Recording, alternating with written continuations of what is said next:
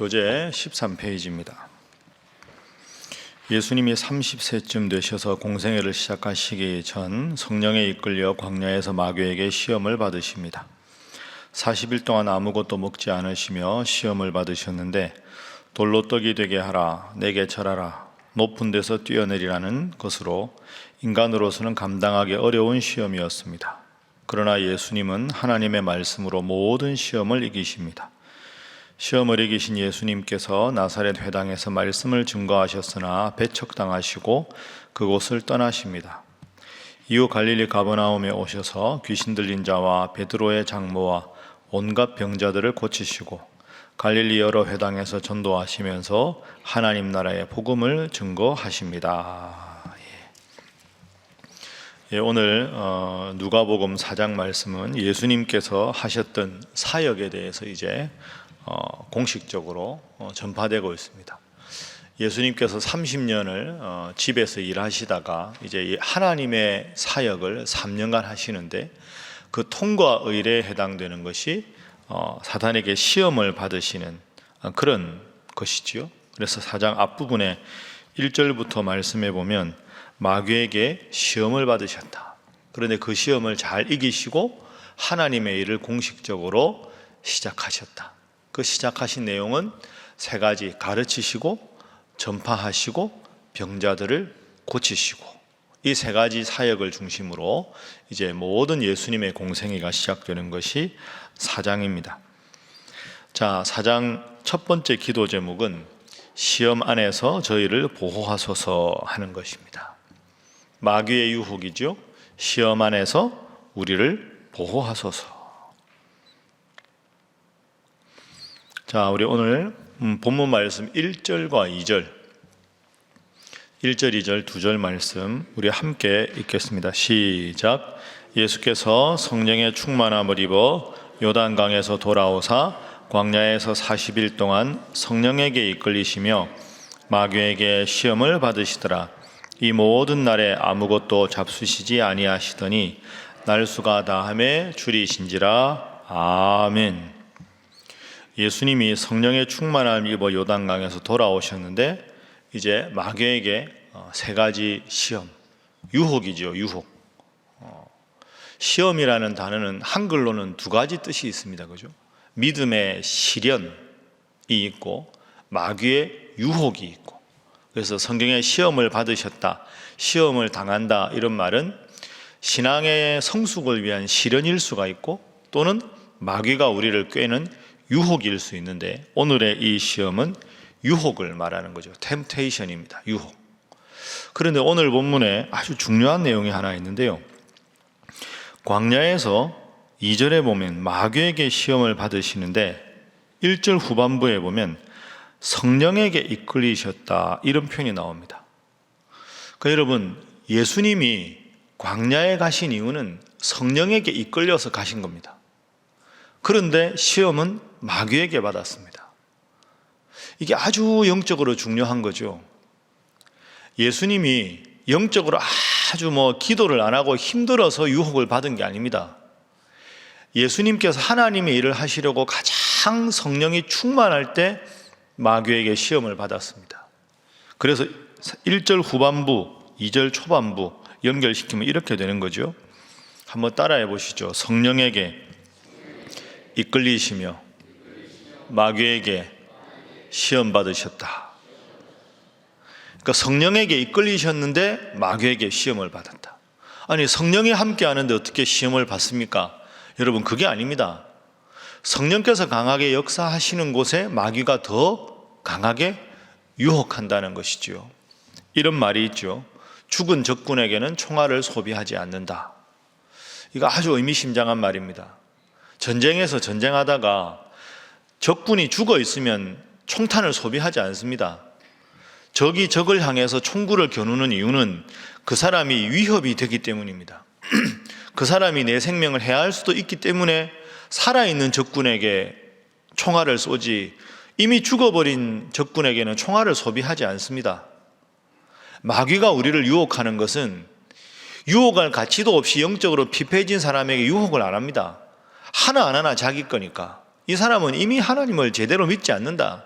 이 사람은 유혹을 하나 안 하나 저절로 그냥 망가지는 사람이다.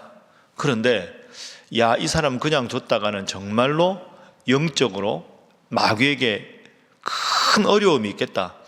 이 사람 가만히 두면 더 하나님의 큰 일을 하겠다. 이런 사람에게 마귀가 유혹을 하는 거죠. 구약 성경 시대에도 위대한 믿음의 역사를 한번 생각해 보십시오.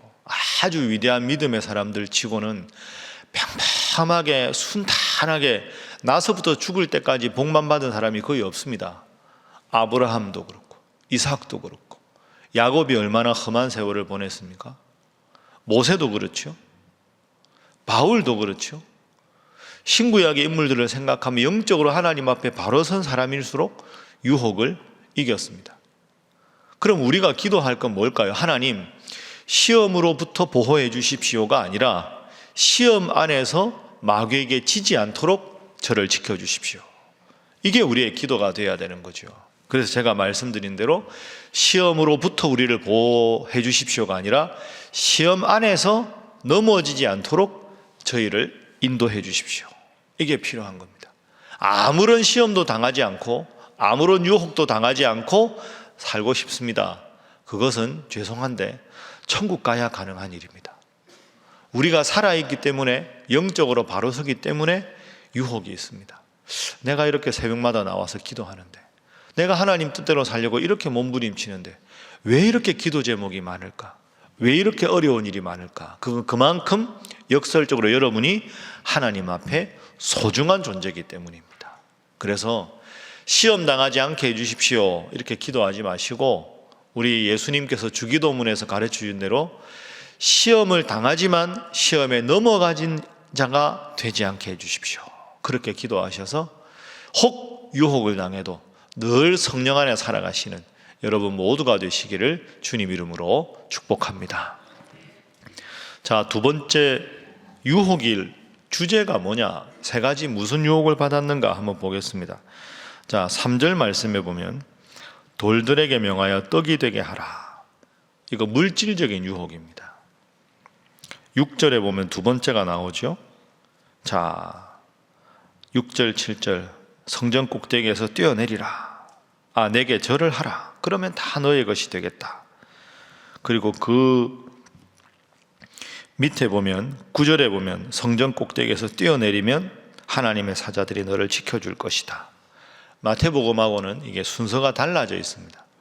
돌이 떡이 되게 하라 하는 것은 육체적인 유혹이고 성전 꼭대기에서 뛰어내리라 하는 것은 정신적인 유혹이고 나에게 절하면 모든 것을 주겠다. 이거 영적인 유혹입니다. 그러니까 첫 번째 우리가 시험 안에서 우리를 보호해 주십시오.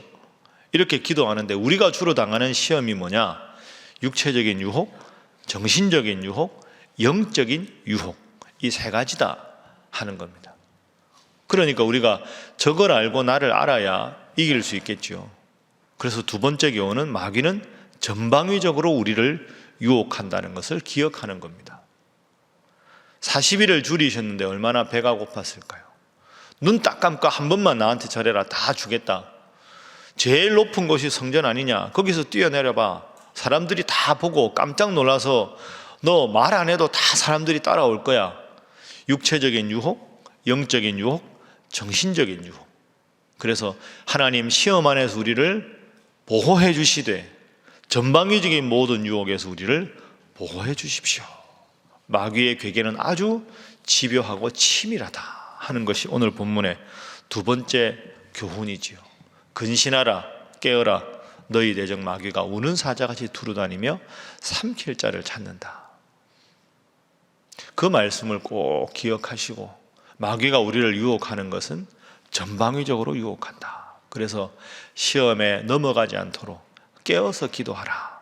주님 말씀 생각하면서 늘 영적으로 주님 앞에 나와서 기도하는 일, 말씀 읽는 일, 예배하는 일에 집중하셔서 유혹으로부터 주님 앞에 보호받는 것이 아니라 유혹 안에서도 시험 안에서도 전방위적인 모든 유혹에서도 넘어지지 않는 여러분 되시기를 주님 이름으로 축복합니다. 자, 마지막 세 번째 기도 제목은 주님을 본받는 자가 되게 하소서 하는 것입니다. 주님을 본받는 자, 주님을 본받는 교회가 되는 것, 그것이 중요하지요. 오늘 4장 앞부분에 예수님께서 유혹을 받으시고 그 유혹을 다 이기시고 예수님 사역을 하십니다.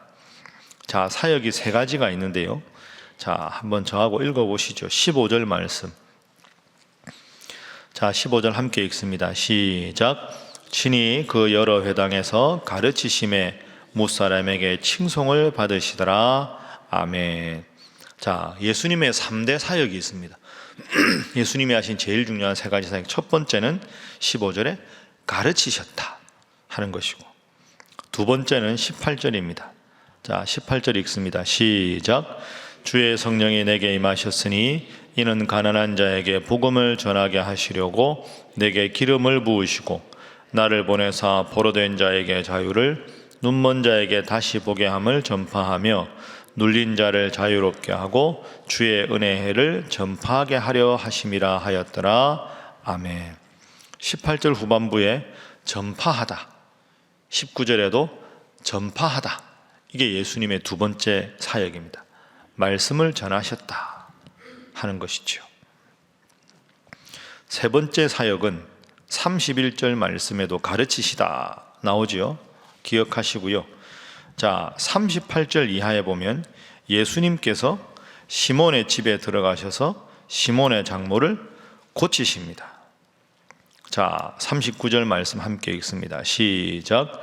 예수께서 가까이 있어서 열병을 꾸짖으신데 병이 떠나고 여자가 곧 일어나 그들에게 수종드니라. 아멘. 병을 고치셨다 하는 것이죠. 자, 제가 여러분들에게 많이 말씀드렸습니다. 예수님이 하신 사역이 뭐냐? 3가지입니다. 따라해 보시죠. 가르치시고, 전파하시고, 고치셨다. 하나님 말씀에 대해서 가르치시고, 예수님 믿고 구원 얻으라고 전파하시고, 그리고 모든 약한 것을 치유하시고 치료하시고, 그래서 가르치시고 전파하시고 치유하시고, 이 3가지가 예수님 하신 사역의 모든 것입니다. 그럼 오늘 우리가 해야 될 일은 뭘까요? 하나님의 말씀을 가르칠 때 배우는 게 우리 일이고, 그리고 예수님이 전파하신 것처럼 우리도 말씀을 전하는 게 우리 일이고, 모든 약한 것을 예수님께서 고치셨으니까 내가 하나님 앞에 힘들고 어려울 때 영적으로나 육체적으로 치료받고 치유받는 것, 그게 우리에게 당연한 권리라는 거죠.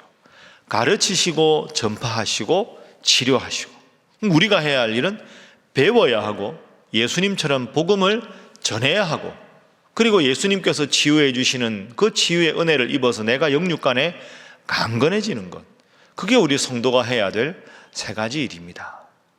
따라하겠습니다. 배우고 전파하고 치유받고. 여러분, 이 3가지에 늘 집중하셔서 사랑하는 자 내 영혼이 잘됨 같이 범사에 잘되고 강건하기를, 요한서서 2절에 그 귀한 축복처럼 늘 하나님 말씀 배우는 일에 힘쓰시고 말씀을 전하는 일에 힘쓰시고, 주님께서 모든 약한 것을 고쳐주신 것처럼 영육간의 주님 때문에 강건한 여러분 다 되시기를 주님 이름으로 축복합니다. 기도하겠습니다. 하나님, 시험 안에서 저희들을 보호해 주시고 성령의 충만함으로 모든 유혹을 이기게 하시고 본질에 충실한 성도, 본질에 충실한 교회 되어 말씀을 배우고 말씀을 전하고 주님 때문에 영육간에 강건하게 되는 저희들, 저희 가족들, 우리 교우들, 우리 신일교회 되게 하여 주옵소서. 다 함께 주님 앞에 기도하겠습니다. 주여 믿습니다. 주여 믿습니다. 주여 믿습니다.